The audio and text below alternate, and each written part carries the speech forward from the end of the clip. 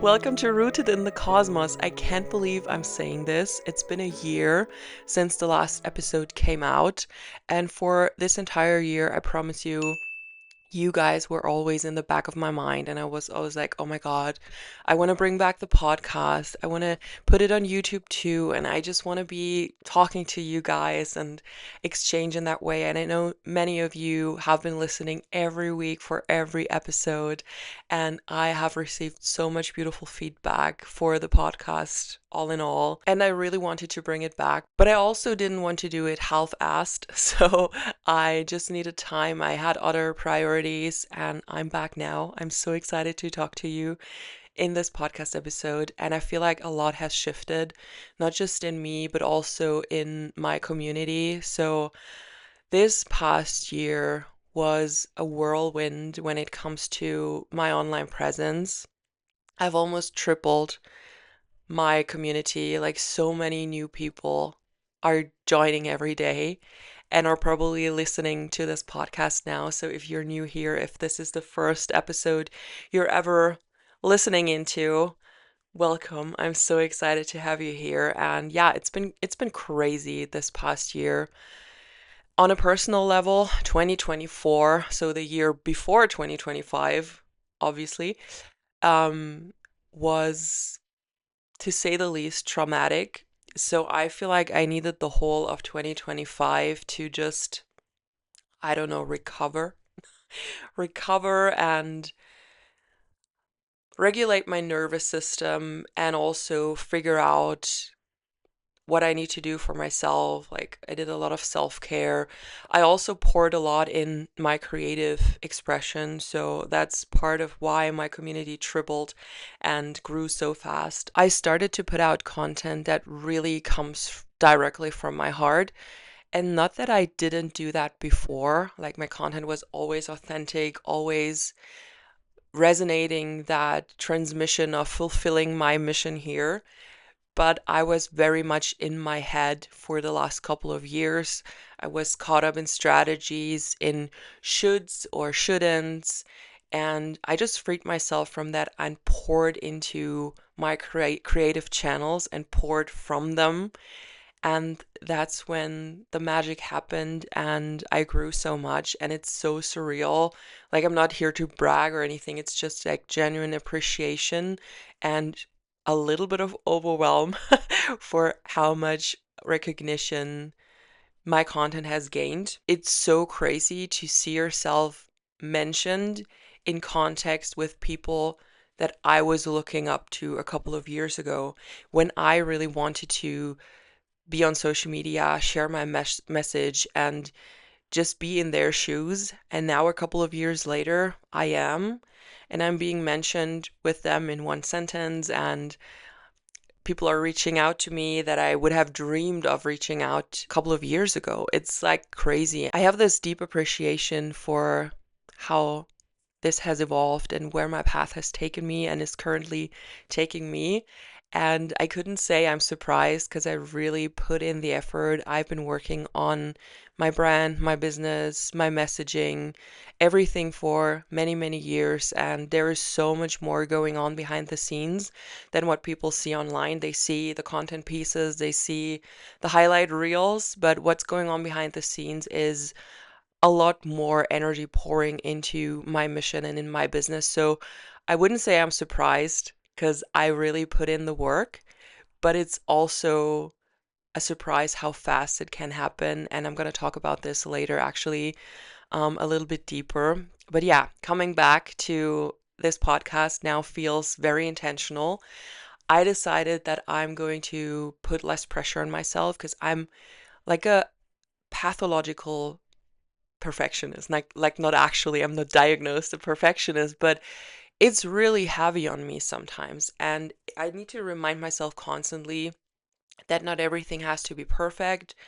Neither do I have to be perfect, neither do my looks have to be perfect, or the way the camera is set up, the way I'm talking. Like, I really need to put off that pressure of myself. I tend to be very, very detailed in what I do, and part of that is good, and I love that about myself, that I put a lot of emphasis on aesthetics and on just making things right rather than just half-assed. But at the same time, it also keeps me from transmitting my magic sometimes because I'm like, oh no, I really don't like how I look on that recording. I'd rather not post that. Oh, my energy was off that day. I didn't feel like filming and I did it anyways. And now, oh, should I really post that? And like these things that I also basically teach my clients, I have to remind myself of that all the time. Like I'm not free of that. I have to remind myself that it's okay not always to be perfect in what you do and how you look and how you do it and how your energy is. And sometimes it's better to be present than to be perfect in what you do.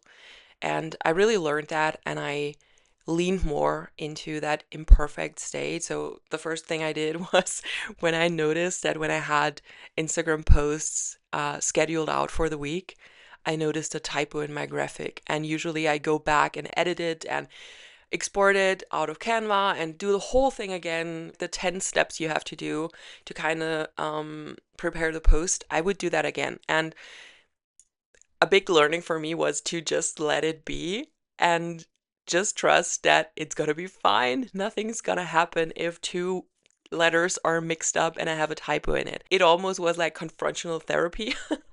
It really helped me to be more relaxed and to gain the momentum that I have now without overthinking everything. I think as I'm on it, I'm just gonna give you a little life update kind of thing. I've also been working a lot on myself. I implemented a lot of self-care rituals. I got a little bit into biohacking. I've been on a weight loss journey for a couple of months now. I've lost a significant amount of weight and I'm not where I want to be yet, but I feel much better in my skin. And I know that this also boils down to doing a lot of emotional work, shadow work, because weight gain is usually not something that happens out of nowhere. It is, at least in my case, most likely whenever that happens, it's coming from an emotional standpoint. And like I said, 2024 was a traumatic year for me. And the year before wasn't ideal either. So I had 2 years that were really like straining on me, dysregulating my nervous system. And like, it's coming from childhood. I tend to emotionally eat and overeat. And that's how that happened. And quicker than you realize, you gained a significant amount of weight and you're like, oh my God, I don't even recognize myself anymore. So I've been on a weight loss journey and I feel much better now. I keep going. I really want to go back to where I feel best. And it's not that I don't feel good right now, but I know that the path I'm on right now with my weight loss and with my health is very balanced. I managed to not slip into like too drastic health habits because I've been there too, where everything you eat, you overthink and you read every label. I didn't fall into that. So I'm in a very balanced state right now with where I'm at. I treat myself sometimes. I eat stuff that is not considered super healthy sometimes when I'm craving it. But for the most part, I'm very strict in my diet, but without restricting me, if that makes sense. Yeah, I feel like I've grown a lot as a person. I feel like I'm way more relaxed even recording this episode. I feel like I'm more open, and it's just amazing to see in retrospect how much you've grown in just a year. It's not even been that long ago since I last recorded an episode, but in me, I feel completely different. I feel so much stronger in myself and so much clear on my vision and where I'm going and where my business is going and where I'm going as a person. And that just feels good. And it's like this full circle moment from a couple of years ago where I always visualized to be at that point where I am right now. So I vividly remember visualizing this exact situation, this growth in my business, the community I have now, the clients I attract, just everything basically that is my reality now and has become my reality in the last year. I've been visualizing that. It's been on my vision board for many years, and I've been working on that for many years. And now, because of my aspirations and my big dreams, I need to really remind myself and practice gratitude for where I am now because I tend to be on to the next thing before I even enjoy what is present now. And this is a big learning I've been having the last couple of months, to just be content with what you have, even though you have bigger goals, even though you are already on to the next thing. And this has been a challenge sometime because I'm very, very straightforward with my goals. I don't like waiting things out. I want to take action. I want to make things move. And while doing that, I still want to be present and be grateful and look back to Isabelle from a couple of years ago, who just wanted what I have now and would have been like so freaked out if that would have actually happened at that time. And now I'm at this point and it doesn't feel as exciting anymore. And part of that is a little bit sad that we tend to not appreciate what we have in the moment that much. But it also shows me that there has been a lot of personal growth, because I'm not surprised that this is my reality now. I've worked towards it. And this is what I also always tell my clients: when you are mission driven and you have a goal, a vision for your life, and you're working towards that, it's gonna happen. You don't have to be surprised. You don't have to freak out as if you won the lottery because it was pure luck. Succeeding is not pure luck. It's you putting in the effort, the energy, the work, the heart, the passion, and just taking action on that. I think what I really want you to hear by me sharing that is what feels far away right now can become your reality and your new normal faster than you think. We have endless opportunity in this universe. We have endless opportunity with the internet. The internet is a big, big tool for this age of Aquarius, for the light workers of the modern age. And we cannot underestimate how much power we have in how successful we can become on all levels. If you only think a couple of years back, there was no option to grow a platform, to have like this sanctuary that you can nourish with your own content, with your own messaging. You could not grow a community as easy as you can now. And I really, really connect with that idea that we are, as light workers, are meant to use social media. We hear a lot of shit about social media and how it damages our youth and how people are just comparing themselves to each other. And there is this side to that, but it also depends on how you use it and how you consume it and what level of consciousness you are on. The more conscious you use social media and the more intentional you are with what you watch and with what you put out, the more powerful it becomes. If I only think about how many things I've realized through TikTok, like this platform is crazy. I feel like it's the least censored one, and a lot of things that are happening in the world just come out because people who are first-hand witnesses of that report on it on TikTok, and it goes viral, and it's this wildfire that spreads.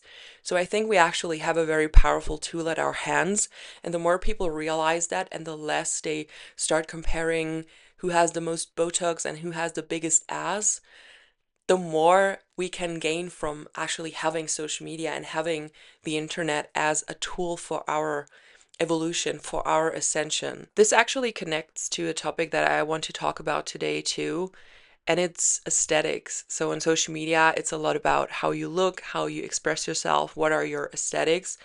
And like I just mentioned, we can use that to compare ourselves and to make ourselves feel miserable and always think we have to be prettier and better and have a more exciting life. But we can also see that as a creative outlet and as a way to fully express ourselves in a way that's not possible in the offline world, because you just don't get to meet that many people and there is not that kind of platform for most people. I'm a big, big, big, big fan of aesthetics. I'm like a full blood Pinterest girly, and I love getting inspired. I love seeing other people's beautiful content. I'm really a sucker for aesthetics, and I feel attracted to aesthetic things, whether it's aesthetic people, aesthetic houses, or interior, or just like a vibe that I feel that someone radiates. And what I always tell my clients when I work with them for a long time in mentorship is that they should think about a YouTuber that they really resonate with. I bet everyone has at least one creator, one person on YouTube whose vibe they really, really love.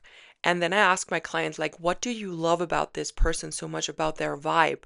And they cannot put it into words. It's not like, well, she wears a lot of red and red is my favorite color, or she has a beautiful house and I wish I had that house too.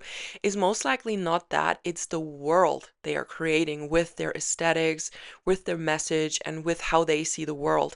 And the goal is, when you work with aesthetics and with self-expression in like a professional way, in a creator way, the goal is to create a world that your audience can submerge in. So they become part of your world the moment they click on a video of you or they see a post on Instagram, and they immediately connect with that core energy. It's funny because when that energy of the content is not authentic and you can tell that this is not the frequency that this person resonates on in real life at their core level, at their soul level, it feels fake and it feels like off.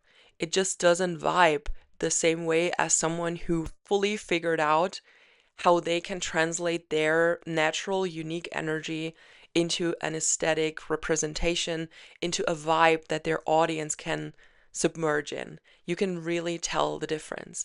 And all creators who are successful and who are thriving in what they do and who feel authentic in what they have to say and their message, the message they have to share, they all have in common that they have figured out how to translate their energy into something that resonates with people and into something that is visually appealing to the people they are meant to attract.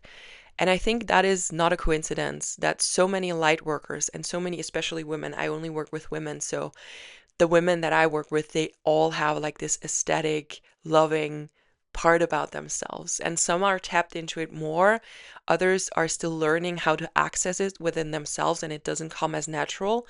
But they all have in common that they come in with this idea of how their business and how their visual representation should feel like, not even look like, feel like. That is no coincidence. As light workers, we came with that gift of being able to work with energy and to translate energy into messages, into visuals, into an atmosphere. And that is such a great gift. And I love exploring that within myself. Recently, I'm really, really obsessed with the 2000s Zen aesthetic. I really, really love that. And I reconnect with it so much. And I'm just rambling at this point, but it's so interesting. I healed a part about my feminine energy within myself. There was something I needed to integrate, and I had like some limiting beliefs about how I can express as a woman. And when I integrated that, I unlocked a new color for myself that I felt really comfortable in. And you guess what? It is blush pink or rosy pink. As you can see, I implemented it into my life and I'm currently playing with that and I absolutely love it. I haven't changed my aesthetics and I haven't changed what I love, but I have added to it. And it came with me unlocking a part of myself and feeling comfortable with an expression and with a reality in myself that I wasn't aware of before or wasn't comfortable enough to explore before. And that really unlocked a new color. So aesthetics are really not just colors and visuals and the way you brand things. It's literally how our soul likes to express, and we love color and we connect with beauty in the world because it has a soul connection. It's not just superficial. And I really wish more people would realize this, especially in the spiritual scene. In the spiritual space, there is this unspoken rule, I feel like, that if you care about aesthetics or you really like to express yourself creatively, you are less true or you are less pure, less spiritual than someone who fits the image of what a spiritual person should look like. I don't even know what a spiritual person should look like, but for most people, looking at it superficially, it's no makeup, a natural style, messy hair, linen clothing, And yeah, just like this vibe. And this vibe is beautiful. Like, I'm not saying it's not beautiful. I love it in some people if it's authentic. But if you have someone in front of you who has a very extravagant soul, who has a very out there way to express themselves, who loves a smoky eye and who fully feels they're most powerful in a very crazy outfit with a lot of makeup. And they are spiritual and they are light workers and they try to force themselves into that image that we have about how a spiritual person should look like. They won't feel happy, first of all, and it also won't feel right. Because of this whole conversation around spirituality is not an aesthetic and it shouldn't be expressed in that way. It shouldn't be important how you look and what you do and how you like wear your clothes and stuff like that. Because of that, a lot of people actually hold back and they are not tapping into their most successful, most pop star version that they can be to be happy and thriving in the spiritual space. I really want to see that change and people feel more confident with stepping into their unique expression. I personally have been in so many bubbles throughout my life, and I never felt like I belonged to any of them. I don't fit into any boxes. When I was a teenager, I had like a gothic look. I was what you would call a gothic girl, and I love the music, still do, till this day, but I never fully felt like I belonged to the gothic scene. Same with the modeling spaces. I was in the modeling bubble many years ago. It was the same thing. I never felt like I belonged there. I never felt fully confident and fully comfortable in those spaces, even though I loved going to fashion shows. I loved sitting front row and watch like a cool show. And I loved to connect with people for a couple of days. But then I realized, okay, no, this is not my bubble either. The next bubble I got into was the vintage modeling and pinup scene. And yeah, I liked the dresses. I liked to express myself in that way at that time in my life. But again, I didn't fit in. I still liked the leather pants from the Gothic days. I still liked the designer bags from my modeling days and my fashion days. And I was never true to any style or any bubble. And it kept going on. I also don't feel like I fully belong to the spiritual bubble because there's a lot I disagree with and a lot of people that are pissing me off, how they act and how they pretend how enlightened they are and how they completely lose touch with normal life and how they judge you for the weirdest of normal daily things. They judge you for making an order off of Amazon because you are contributing to the big people's wealth. Well, we do that in many ways that we don't realize, and we shouldn't have like all this pressure on ourselves to be perfect. We can be better and we can make intentional choices, but it really pisses me off that there's this black and white thinking, and it's a whole another topic. I'm not going to go into it, but you see what I mean. I'm never fully aligning with any of these bubbles, and I actually sat with that in meditation and I had this download of why I never fully feel like I belong to a niche or to a community. And the reason for that and the answer for that is so interesting. And I really want to share that with you because I feel like it will resonate with a lot of the people listening to my podcast, listening to my content, or consuming my content. The answer I got was a lot of people are looking for identity. So they are immersing themselves into these subcultures or bubbles of different worldviews, of different political orientations, of different styles to find identity. And souls who are here with the purpose to mainly learn and mainly evolve and know themselves rather than teach others, they need preset identities to take on so they can realize themselves and know themselves better. So what the majority of people does is they like something about a certain style or a certain bubble, a certain community, and they take on everything of that community. They take on the looks, the identity, the values, the orientation, the worldview, and they become comfortable in that. It's a pre-made identity that they can take on as their own to then realize themselves. And it's a slow process, and they may take a couple of lifetimes to do that, but that's what a lot of people do. And they don't evolve as fast, and they stay stuck in these bubbles. It's not really being stuck, it's just a natural soul evolution. It's just slower than other people. And then there's the other kind of soul who came here with a mission, who is not just here to make personal experiences, but to also share a message and be like a broadcaster for higher consciousness. And those people, and I believe that is many of you listening, they are taking parts of what they like about pre-existing identities to form their own identity. So essentially, the reason why you never fit into any bubble or any community is because you are meant to create your own vibe, your own world, something that people can then take on as their identity to learn more about themselves. So if you feel like you never fit in anywhere, no matter where you go, it's because you're not meant to. You are meant to create your own unique vibe that other people can feel, and they want to be part of that. Isn't that crazy? Doesn't that make so much sense?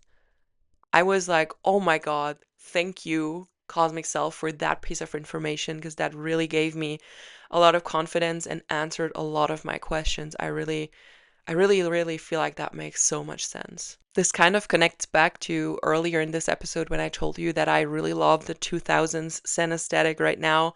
I even got an orchid. You can see it in the background if you're watching the video.